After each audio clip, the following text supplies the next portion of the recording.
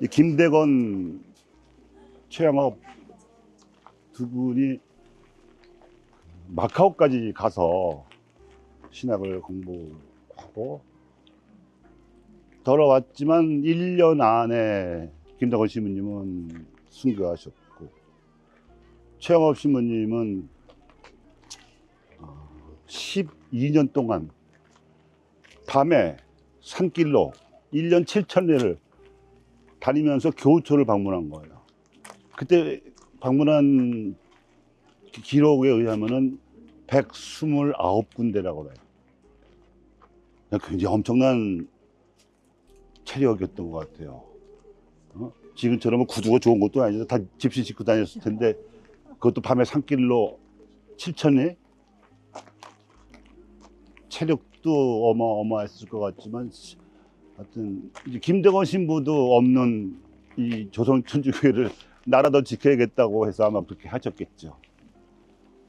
그러고 나니까 이제 프랑스 파리 예방전교회 신부님들이 안 되겠다, 힘들게 너무 먼 길을 고생시켜서 공부시키지 말고 국내에서 좀 가르치자. 저기 있는 포티니콜라 신부님하고 포르티에 신부님이 이제 교수가 돼가지고 여기서 신학당을 시작했어요. 이건 장죽이라는, 이거 교촌 지도자의 집이에요.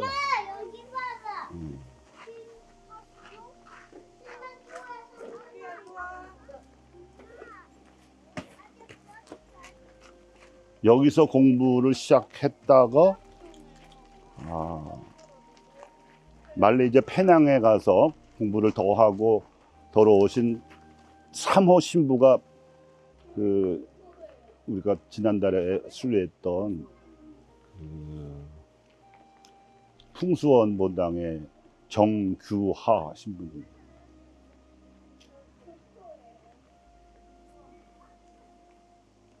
장주기 요셉도 갈매못에서 치명하셨어요. 그때 같이 치명하신 분이 저 연풍성지 출신의 황석두 루가.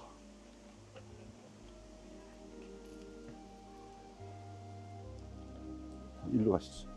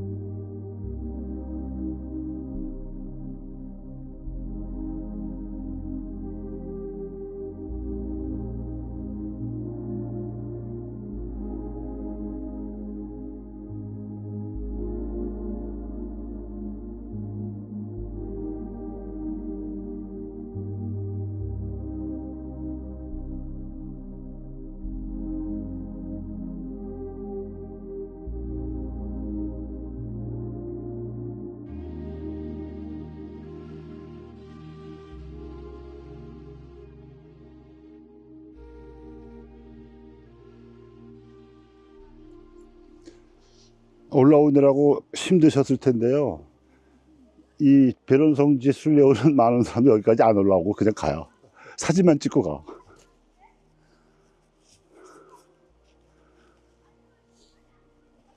최영업 신부님이 돌아가신 곳은 이화령곡에 넘어가 있는 곳이에요. 거기도 한 교우촌이 있었든지 이제 순방을 하시다가 뭐 버섯찌개를 대접받으셨더라 봐요. 근데 이게 상했던 거라. 그래서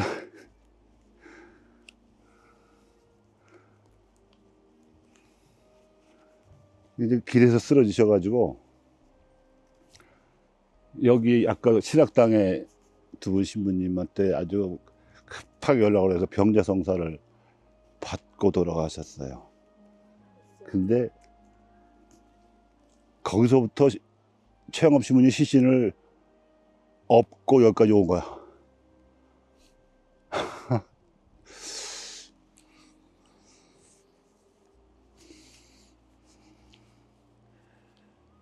여기에 오셨으면은 이제 기도도 해야 되지만 절을 하셔야 돼요. 아셨어요?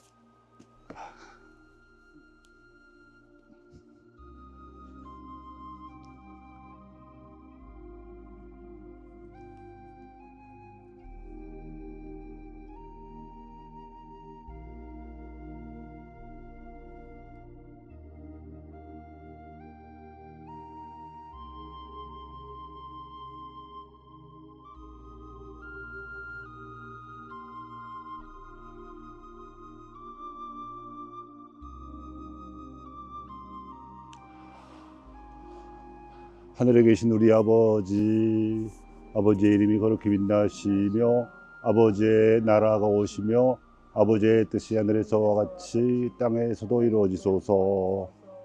오늘 저희에게 일용할 양식을 주시고 저희에게 잘못한 일을 저희가 용서하오니 저희 죄를 용서하시고 저희를 유혹에 빠지지 않게 하시고 악에서 구하소서. 아멘. 은총이 가득하신 마리아님 기뻐하소서. 주님께서 함께 계시니 여인 중에 복되시며 태중의 아들 예수님 또한 복되시나이다. 이제 성모 마리아님 이제와 저희 죽을 때 저희 죄인을 위하여 빌어주소서. 아멘. 가경자 사제 최양업 신부와 한국의 모든 무명 치명자들이시여 저희를 위하여 빌어주소서. 아멘.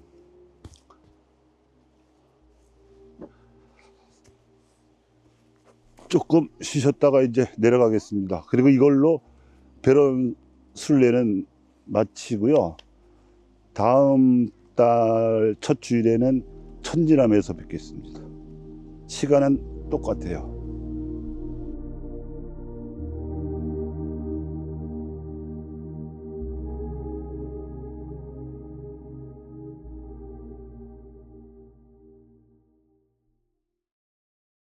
자, 성호경으로 시작하겠습니다. 성부와 성자와 성령의 이름으로 아멘.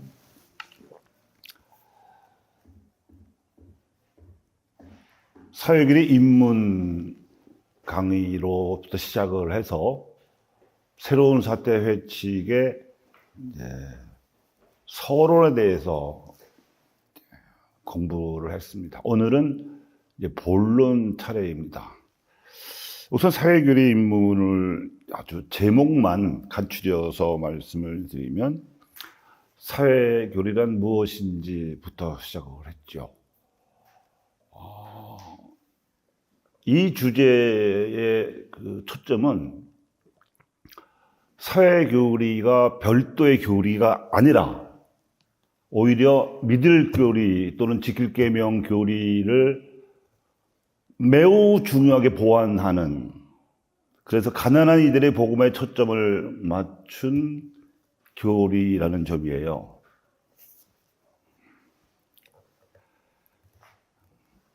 많은 신자들이 사회교리가 생소한 나머지 몰라도 좋은 교리라고 생각을 하기도 하고요. 심지어는 사회자가 들어가니까 사회주의 이론이냐고 묻는 사람도 봤어요. 그런 거 아닙니다. 오히려 교리를, 그것이 믿을 교리든 지킬 계명 교리든 성서의 가르침과 일치시키는 매우 중요한 키를 쥔 교리라는 점을 우선 강조해 드립니다. 사회교리는 학자나 교사가 지어낸 게 아니라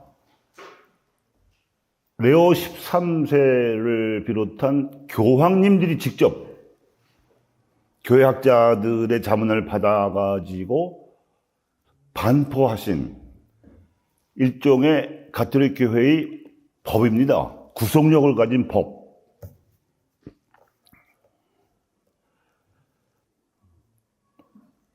교황님들이 전 세계 가톨릭 신자들에게 사회교리를 통해서 강조하시고자 하는 것은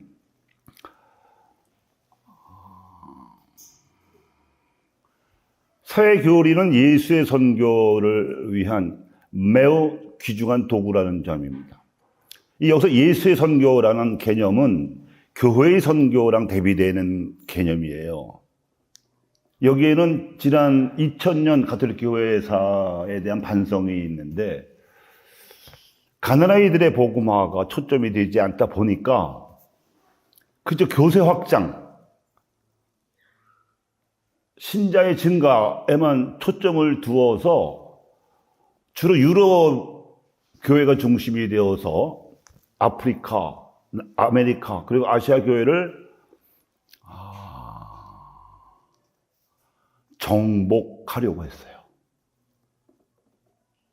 그래서 아프리카 흑인들이 남북 아메리카로 800만 명 이상이나 노예로 끌려가는 것도 눈 감았고, 남아메리카에서 스페인 정복자들이 명색이 가톨릭 신자라는 사람들이 원주민 800만 명을 학살하는데도 뒤에서 구경만 했어요.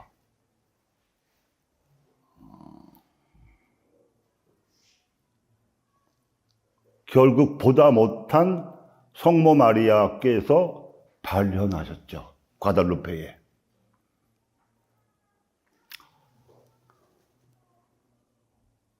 그리고 주로 영국 개신교 신자들이 주축이 된 북아메리카는 거의 원주민 1000만 명 이상을 죽이고서야 땅을 다 빼앗을 수 있었고, 그 자리에 복음을 전한다고 예배당 짓고 성당 짓고, 이런 게 교회 선교였습니다. 이거는 예수님이 하시던 선교가 아니다. 이제 예수의 선교를 제대로 하자. 그래서 나온 게 사회길이에요.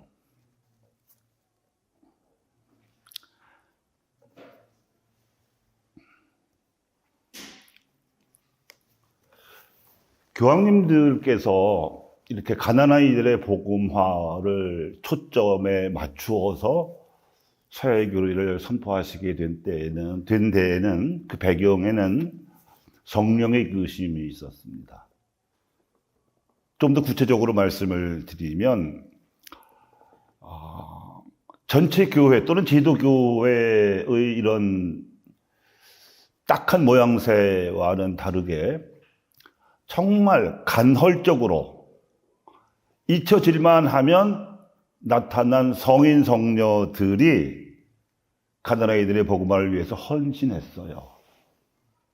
대표적인 인물을 들면 2세기에는 라우렌시오 부자가 있었고요.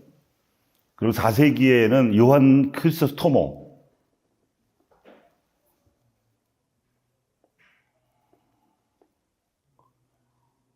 그리고 한참 지나서 이제 12세기에 아시시의 프란치스코, 그리고 함께 일했던 글라라, 그리고 그 후 15세기 스페인의 아빌라의 데레사, 십자가 요한, 그리고 거기서 한 300년 또 흐른 다음에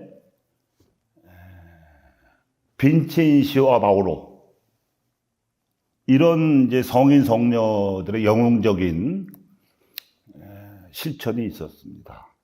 그 덕분에 전체 가톨릭 교회가 예수님은 원래 가난한 이들의 복음을 전하러 오신 메시아이셨다는 것을 상기할 수 있었죠. 굉장히 중요한 겁니다. 그리고 나서 20세기 중반에 제2차 바티칸 공회가 열렸고, 여기 모인 5,000명이 넘는 주교님들이 그야말로 어마어마한 성령의 바람을 받으셨어요. 그래서 그 공회를 21번째 열린 공회인데 현대 성령 강림 사건이라고 불러요. 그 이유가 있어요. 왜냐하면 예수님의 선교를 회복하자는 그야말로 성령의 바람이 불었으니까.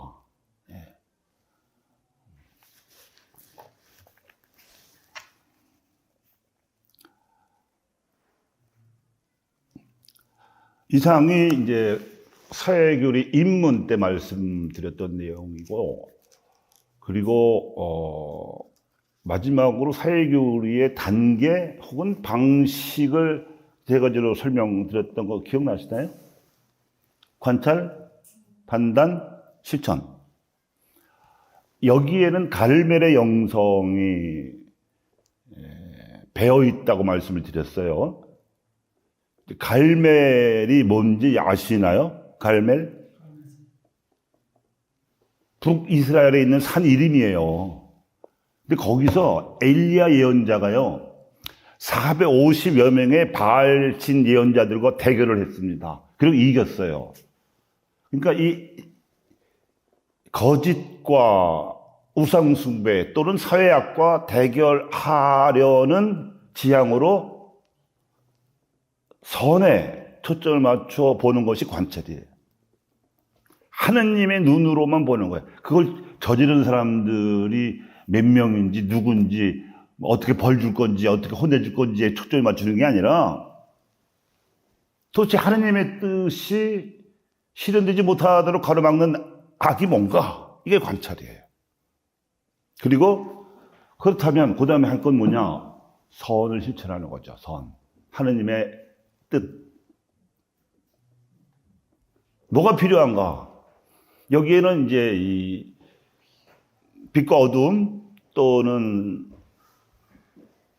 물과 불, 이런 이제 그 대체적인 개념이 이제 필요한데, 지금 이 방 안에 이제 형광등이 켜져 있습니다만 스위치 내리면 꺼지죠. 그럼 어두워지죠. 그렇지만 다시 스위치 누르면 환해지죠. 어둠은 빛의 부재 상태입니다. 마찬가지로 악은 선의 부재 상태를 말하는 거예요. 그러니까 이 세상에 악이 있다는 것은 필요한 선이 결핍되어 있기 때문이고, 그렇다면 그 선을 어떻게 식별해내는 것인가, 어떻게 식별할 것인가, 이게 이제 판단이에요. 판단. 그리고 마지막으로는 실천인데, 개인적으로도 뭘 할 수 있지만 사회교리에서 말하는 실천은 교회적인 행동을 말하는 거예요. 교회적인 행동이라고 하면 지속적이어야 되고요. 그리고 여럿이 함께 해야 되는 공동체적인 것입니다. 지속성과 공동체성이 이 실천 단계의 핵심이에요. 지난 시간에 우리는 관찰을 했습니다.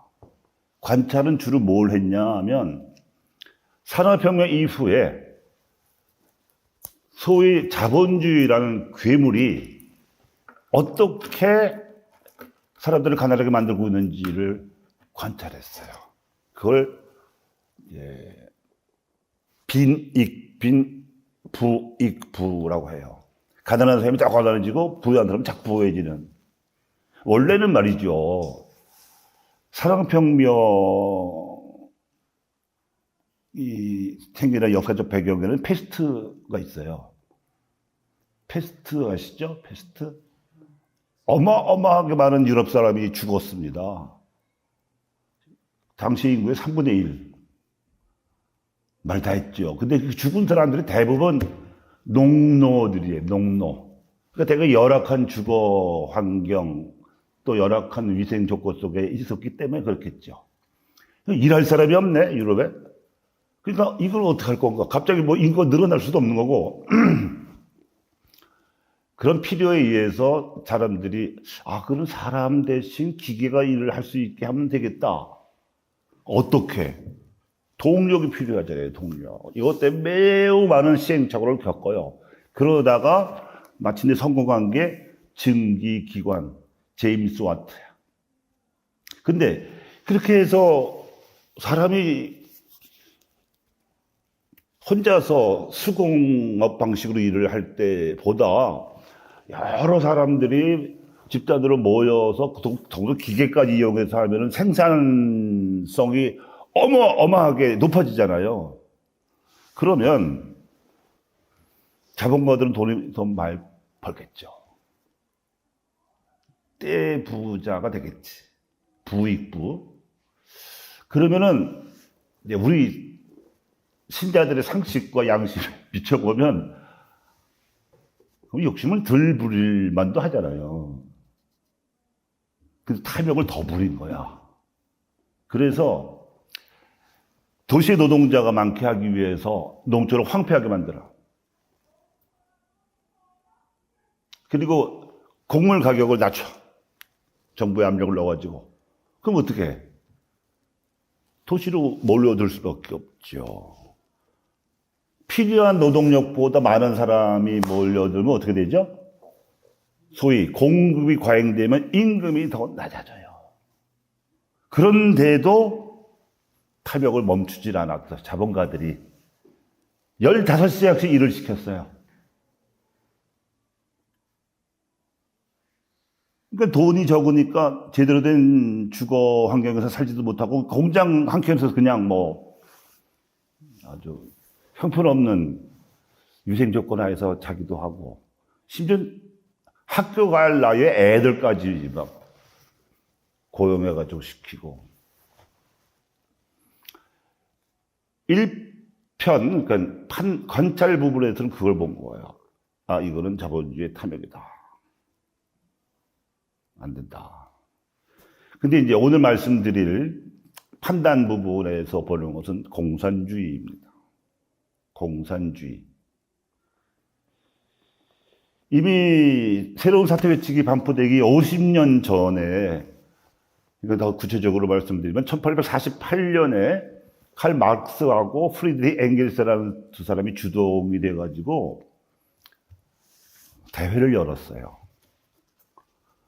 그때 나온 아주 유명한 구호가 만국의 노동자여 단결하라.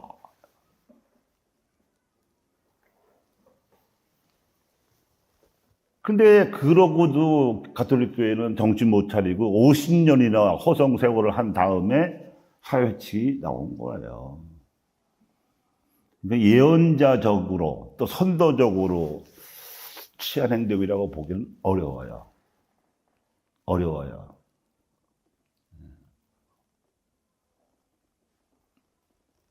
어찌 보면 공산주의자들에게 교회가 빚을 진 건지도 몰라요. 가난한 이들을 생각하게 만들었으니까. 누군지 아실 거예요. 칼 막스예요. 그리고 칼 막스가 쓴 자본론 표지.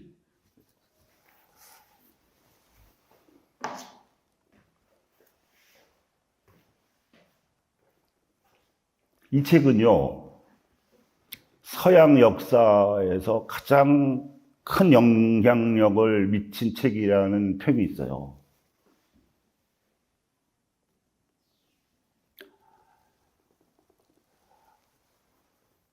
자유박임적 자본주의를 옹호한 사람은 아담 스미스거든요. 그때까지는 경제학이라는 학문이 없었어요. 그리고 아담 스미스도 원래는 철학자예요.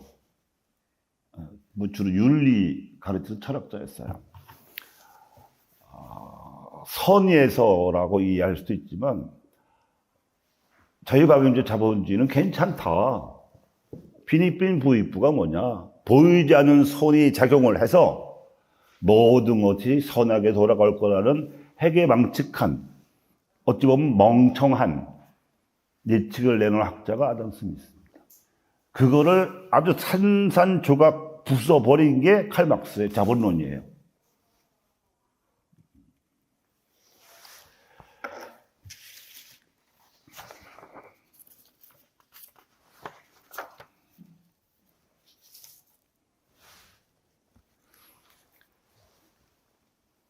새로운 사태 회칙의 2부인 본론에서 레오 13세 교황님이 강조하시는 것은 공산주의자들 내놓은 대책은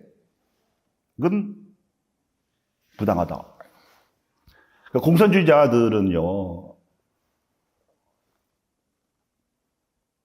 가난한 이들이 이렇게 늘어나는 이유가 사유재산을 가지고 있기 때문이고, 그 사유재산을 불려주는 거는 생산수단이라고 보고 이걸 국유화시켜야 한다고 주장했어요. 근데 레오 13세는 그걸 비판하는 거예요. 국가가 다 소유하면은 다 평등해지는 거냐? 그걸 누가 명령할 건데? 어떻게 뺏을 건데? 꼭 평등으로 할 수밖에 없잖아요. 그걸 비판하는 거죠.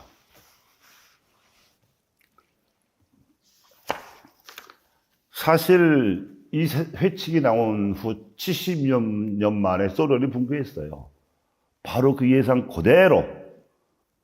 그리고 우리 당 관료들이 마치 하느님처럼 국가의 자원을 분배하고 지위도 나눠 갖고 신종 자본가가 생긴 거죠. 지금 중국처럼, 지금 북한처럼. 새로운 사태 회칙의 제2부 판단 부분에서 우리가 정말 봐야 할 것은 레오 13세라고 하는 교황님께서 처음으로 교회가 가난한 이들에게 관심을 가져야 함을 역설하게 된 배경, 이유예요. 그러면 결국 예수님입니다. 예수님께서 공생활을 시작하실 때 고향 나자렛 회당에서 이렇게 선언하셨습니다. 주님의 성령께서 나에게 내리셨다. 주님께서 나를 보내시어 가난한 이들에게 복음을 전하게 하셨다. 그리고 실제로 그 천명한 원칙대로 가난한 이들을 만나셨고 찾아가셨고 위로하셨고요. 근데 그 중에는 또 아픈 사람이 그렇게 많았어요. 뭐 요즘처럼 뭐 병원이 있거나 뭐 의료기술이 발달한 시대도 아니니까 한 번 아프면 뭐 더 가난해지는 거죠. 일을 못하니까. 그래서 예수님의 행적을 기록한 복음서에는 예수님께서 아픈 이들을 기적적으로 치유해 주셨다는 이야기가 무수히 나옵니다. 그런데 그것뿐만 아니에요. 마귀 들리는 사람들도 많았었어. 왜 그렇게 시대가 험했을까? 무시하니까, 소외시키니까. 그러니까 스트레스를 정신적으로 엄청나게 받으면요, 사람이 돌아요. 제정신으로 살 수가 없어. 그런 사람을 만나시면 전부 쫓아내주세요. 그 구마라고 해요, 구마.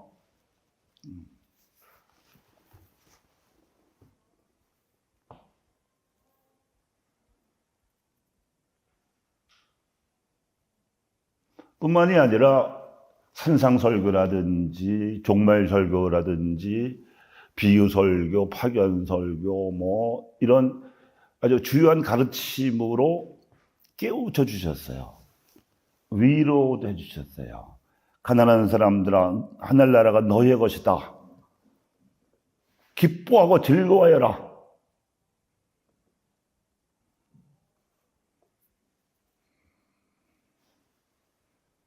그러나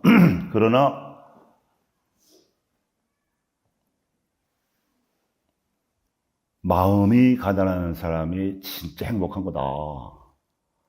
재물을 땅에 쌓아두지 말아라. 하늘에 쌓아야지.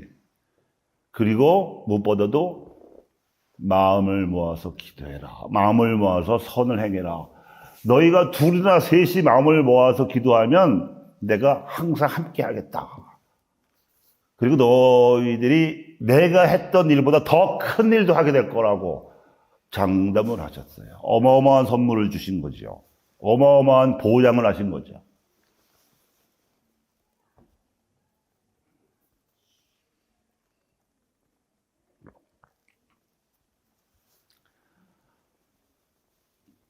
그렇게 해서 복음을 들은 가난한 이들이 모인 공동체가 초대교회입니다. 초대교회 1장에 보면 이스가랴 유다 자리에 마티아를 대신 뽑은 이야기가 나오고 2장에는 그들이 함께 모여서 기도할 때 성령을 받은 이야기가 나오는데요.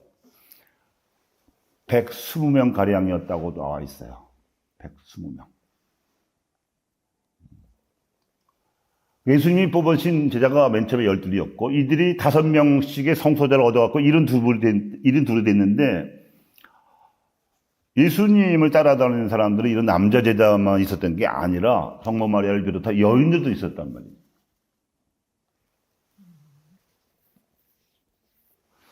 그래서 120명이에요. 합해서. 그리고 그네들은 예수님한테서 배운 대로, 본 대로, 고지고대로 모여서 빵을 나누고 가진 것도 나누었어요. 그래서 그들 안에는 궁핍한 사람이 하나도 없었다고 사도행전 2장과 4장의 말미에 2번이나 되풀이해서 나오고 있습니다. 교회는 원래 그렇게 생긴 거예요. 그렇게 해서. 근데 이게 이제 이 3세기 이후부터 달라졌어요, 분위기가. 어떻게 달라졌냐면, 이 신자가 늘어나게 되니까요, 이단이 들어왔어요, 이단. 그러니까 이단의 이제 주요 시비거리는 뭐냐면, 정말 예수가 하느님이냐?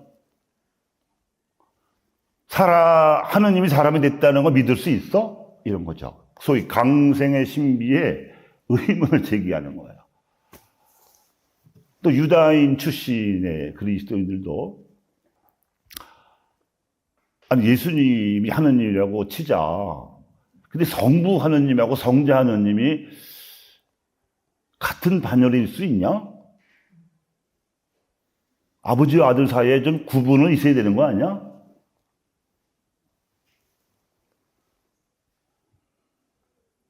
심지어 이제 아리우스라는 사제가 주장한 이단은 강생의 신비와 부활의 신비를 아울러 부인해 버렸어요. 사람이 아니고 영지를 지니신 영험한 존재로 오셨다가 사라지신 거야. 그게 영지주의라고 하거든요. 그러니까 이제 이 교부들이나 교회 지도자들이 볼 때는 큰일 난 거예요. 예수의 정체가 부정당하면 그리스도 신앙은 기반이 없어지는 겁니다. 그러니까 가난한 애들 보고막 좀 뒷전으로 밀리면서 예수는 하느님이시고 사람이시라는 소위 신성과 인성을 신앙 고백물에 집어넣는데 총력을 기울인 거예요. 그 싸움은 한 300년 해요. 치열하게. 그러다가 이제 로마 제국의 국교로까지 되면서부터 이제 맛이 갔어. 복음적인 맛이 갔어요.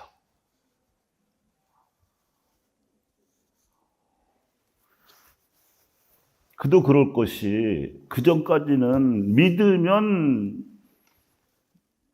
사자밥이 되든지 검투사의 칼에 맞든지 죽임을 당해야 했던 신앙인들이 이제 안 믿으면 시민권을 뺏기는 상황이 된 거야. 그러니까 너도 나도 뭐 밀고자도 들어오고 배교자도 들어오고 신앙의 질이 떨어진 거죠. 한참 떨어진 거죠. 그때 생겨난 게 수도회 운동이에요. 신앙의 정체성을 확보하기 위해서는 이 도시에서는 안 되겠다. 그래서 이제 광야로 나간 거죠. 처음에는 혼자서 사는 은수 생활자들이 생겨나다가 뭐 위험할 수도 있고 협력도 필요하니까 혼자 살긴 사람들이 좀 가까이서 사는 공주 생활. 여기서 더 발전한 게 공동 생활이고 여기에 수도회 규칙을 만든 게 7세기의 베네딕토 성인이에요. 기도하고 일하라. 이 베네딕토 수도회는 기도하고 일하면서 항상 가난한 노동자들에게 기술을 가르치고 성경을 가르치고 그렇게 아주 근본적인 도움을 줬어요. 유럽의 스승이에요. 베네딕토 회는. 베네딕토 회는.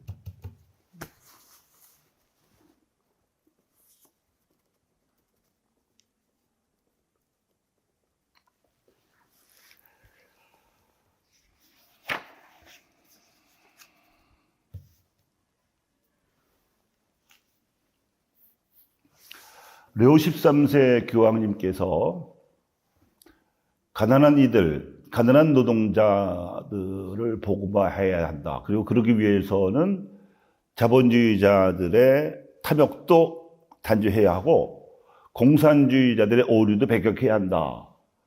이렇게 가르치신 것은 정통적인 교회의 판단입니다.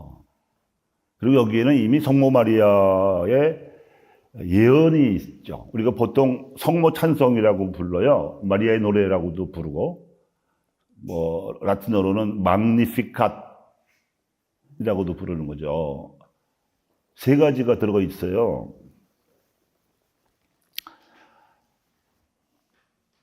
당신 팔에 큰 힘을 떨쳐 보이시어 마음이 교만한 자들을 흩으셨도다. 자본주의자가 됐건 공산주의자가 됐건 마음이 교만한 자들을 하느님은 흩으신다.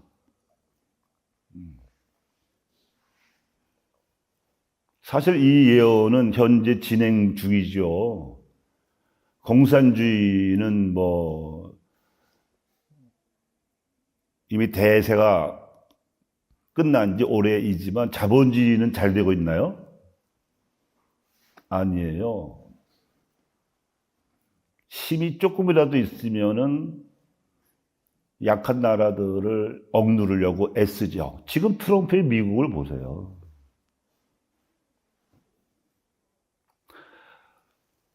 두 번째, 권세 있는 자를 자리에서 내치시고 미천한 이를 끌어올리셨도다. 이제 권력의 역전을 내다본 거죠. 미천한 이들이, 가난한 이들이 권력의 중심이 될 때가 온다. 셋째, 줄이는 이를 은혜로 채워주시고 부유한 자를 빈손으로 보내셨도다. 경제적인 해방입니다.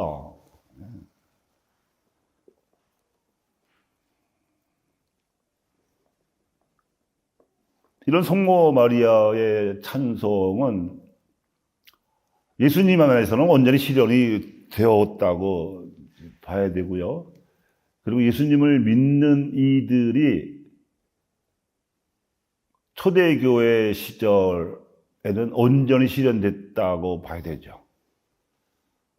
그리고 그 1800년 후인 이제 19세기 말에 레오 13세가 다시 이제 상기시킨 거라고 할 수가 있어요.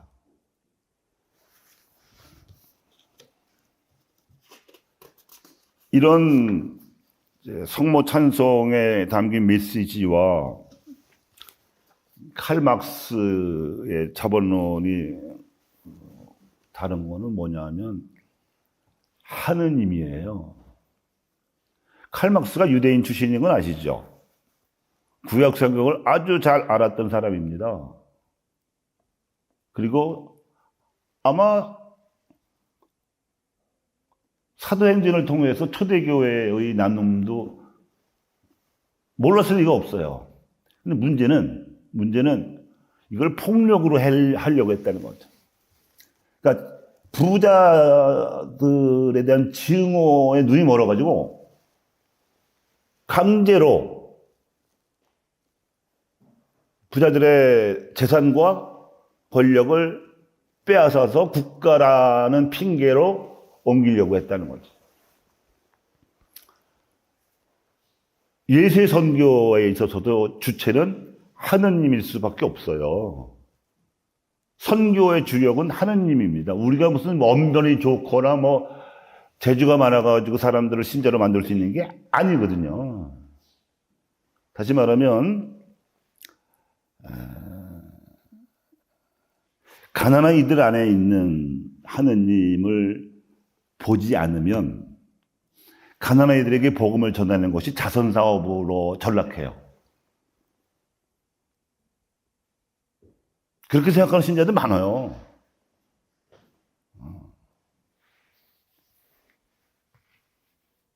가난한 이들은 자선의 대상이 아닙니다. 그들 안에 하느님이 계셔요. 그걸 깨닫고 믿어야 이게 선교가 비로소 시작되는 거예요. 가난한 이들이 가난하지 않은 사람, 중산층, 부유한 사람보다 더 도덕적이다라고 주장하는 건 아닙니다. 그럼에도 불구하고 하나님께서는 예수님이 보여주셨듯이 있는 그대로 가난한 이들의 현실 조건을 받아들이시고 그들 안에 머무시고 그들을 이끄시고 보호하신다 이거예요. 이걸 알아야 가난한 이들의 복음화를 우리가 제대로 실천할 길이 되는 거예요.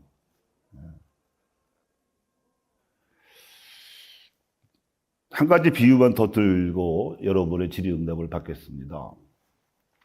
여러분 지동설, 천동설 아시죠?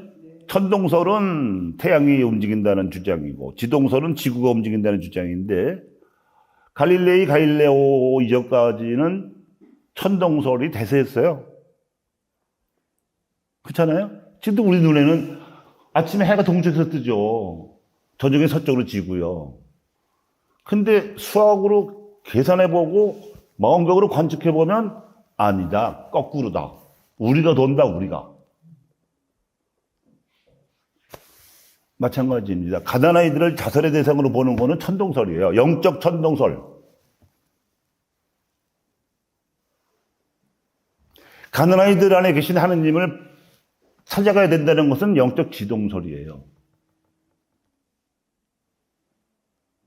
일단 오늘 강의 저는 여기까지 하고 영광송으로 마치겠습니다. 성부와 성자와 성령의 이름으로 영광이 성부와 성자와 성령께